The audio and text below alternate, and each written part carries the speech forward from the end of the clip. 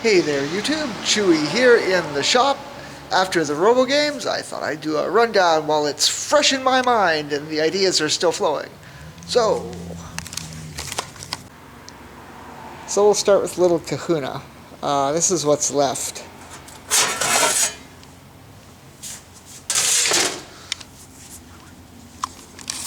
The gearboxes are little chunky.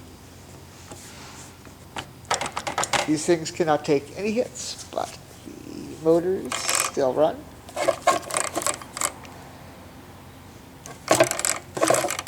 This one's dropped the magnet, still spins.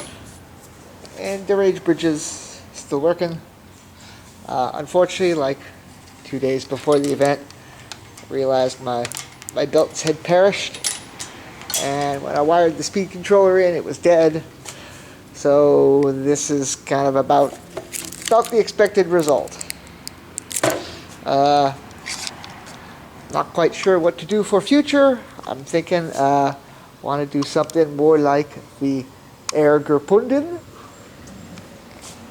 and run like a solid axle that goes across the entire way, and the wheels would have bearings in the hubs, slip on, and there would be like a little loop a chain or a belt and to take some of the shock load off the motors, make it so that it's a little more easy to replace that. Also a little bit more spring in this whole system with the titanium axle hopefully would help eliminate some of this damage, because the new feature was this year these axles were hardened by the new now defunct heat treating place. But I think that the axles are still like not bent. It's just that the gearbox disintegrated around them. So yeah, I'm willing to bet that's probably heat treated pretty well. Alas, not quite sure again what to do with the spin, as the pair of EV Warriors is pretty outdated. I've got one of these brushless motors. I think it's from like a Ryobi 36 volt lawn something. I think that's about the right power level. Of course, years ago I found this V-belt slash chain sprocket on the surplus center, and I think it's needed something like that. That maybe to take the shock load off of this thing. And of course the wonderful castings will have to be remanufactured out of some sort of billet so that this thing doesn't just explode on contact. So you see there's a long way to get from where it is to where it wants to be, even though the bones of this robot are still in pretty good shape. So yeah, needs a little bit of redesign, rework. The kind of star MVP for the event for me was this DumboRC. I think it's a 4X controller. And the reason it was so clutch is because it has onboard mixing for tank drive, robot drive, whatever you want to call it. It was just kind of tricky to figure out how to enable it. But once I found the YouTube channel, thanks YouTube, to show me how to do it, it is now in the mixing mode with the orange light. And it was driving safety bot.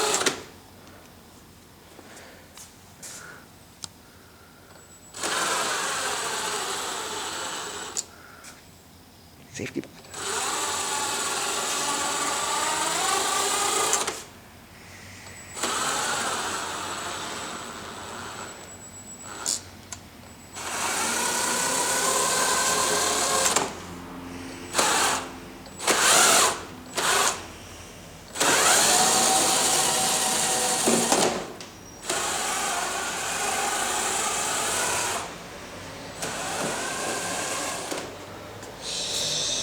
So for me, this year was the ArtBot year. I tried to put forth a few art bots. I think I had 3 or 4, of which 2 or 3 showed up. I never really got the musical art bot to where I wanted it. That was, I think I was calling that the cone over here. It runs around as well, same drill motors.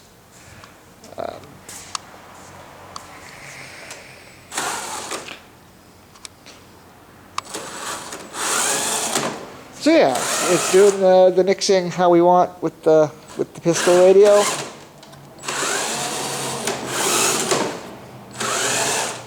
And the controller was all of, I think, $35 or $40. I think the receivers are a little bit more pricey than the Hobby King, which is my favorite, but it has the mixing, and for $40, can't beat that. Oh, and actually pretty responsive and feels pretty okay, not super cheap. Got 4 channels. A winner. And then on to the other winner of the event. For me was the ButterBot Supreme. So this was my entry in the, I believe, Best of Show category, and it took home the silver medal. This was a rebuild of whatever it was, 3 or 4 years ago, Robot. Can't even remember what I called it. It wasn't called the ButterBot. Anyway, for the RoboGames this year, he got a new set of legs. So the base was built with a bunch of parts I had collected for years. The frame rails are spares for mini fridge. I had purchased these solid foam tires for long ago event. I had originally planned to cut them down to 8-inch from their 10. That's why there's a line somewhere in there, and there's a big cut there trying to get to the tasty combat-worthy foam underneath.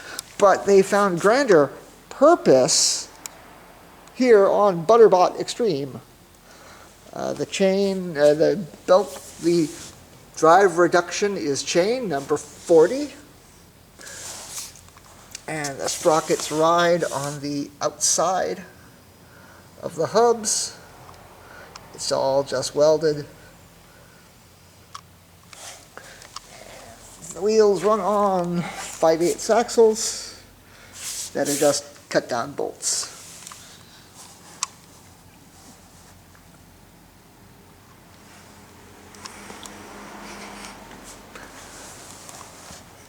Powered by a pair of Stature Electric wheelchair motors, fairly similar to T64.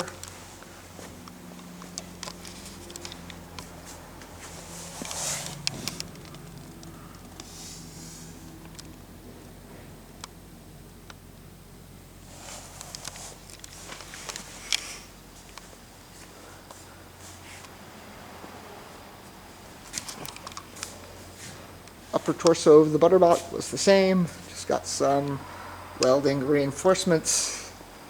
Unfortunately, the arms did not work this year. They're just kind of flapping.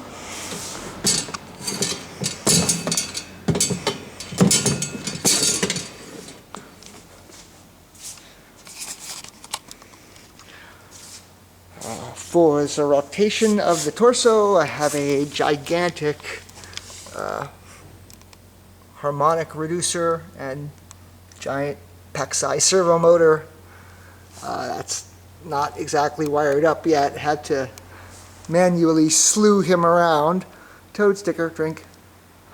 Battery was this ancient 8S 2P Life-E pack that I had picked up at Surplus long ago. There's a big red BMS. It's got plenty of power. Blue Robotech and a receiver housed in the black box. So this was a grand experiment in building at big combat scale, but without the necessity of building super robustly. So I think it was a lot of fun. I'd like to do more builds like this, and I certainly have all the junk to do it. So all I need to do is find someone to, I don't know, find some purpose for all of these things. So I had the big red safety switch. That's actually from the Megabots. And it is controlling a Waiachi contactor under there. And that just cuts the power on and off. Good to be safe. Power switch, power light. Anyway, I'll run the giant Butterbot around for you a little bit. Actually, you know what? I'll just get him to move the table himself.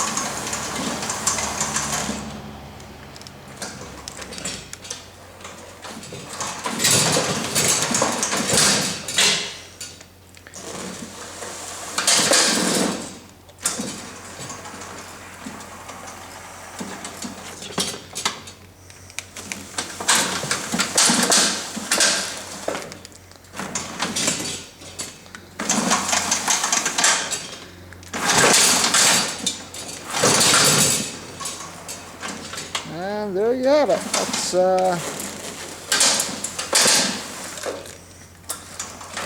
That's about its features for this year. There's lots of things I'd like to do, seeing as lots of inspirational robots at the event, especially being upstaged by the singing Betty 9 robot. Yes, lots to learn there from the crowd appeal and frightening children aspect. So, yes, awesome time at the RoboGames. It was good to see the robot family again, and I do hope it happens next year. Righto oot.